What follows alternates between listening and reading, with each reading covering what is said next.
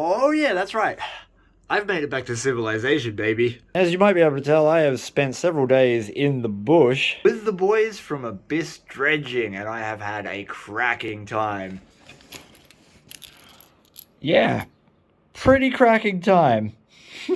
And whilst I cannot wait to share these adventures with you, I've got a couple of very important things to talk about. First of all, I've been dodging bullets left, right, and center on this trip. Somehow I managed to miss getting COVID from Paulie, and I spent 3 days in a hotel room just like this with him in close quarters. That's a toilet. That's a luxury I didn't have for a whole week in the bush, and I managed to get bit on the nether regions by a certain biting fly. It's all better if you're wondering. I then very narrowly managed to miss getting swept away in a rainstorm in a one-way valley with sheer cliff walls that I had to backtrack in freezing waist-deep water. But that's another story that you'll see next month when I edit the video. This might seem minor, but I've gone a whole week without good coffee. That's not to say that Darren and Rex's coffee wasn't good, it's just that I bought that Nespresso machine just before I left and now I'm just jaded. I filled 3 32 gig memory cards with this.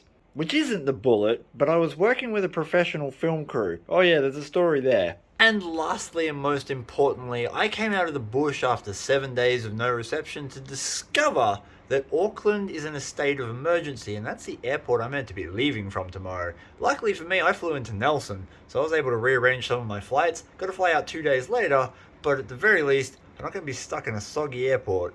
And if you are in Auckland at the moment, my heart goes out to you because that was a really extreme weather event. So I hope you're safe, I hope you're well, and nothing bad has happened to you, your family, or your property. And now I'm left with the question of what I do in Christchurch for a couple of days. I don't have any gold pans, no metal detectors.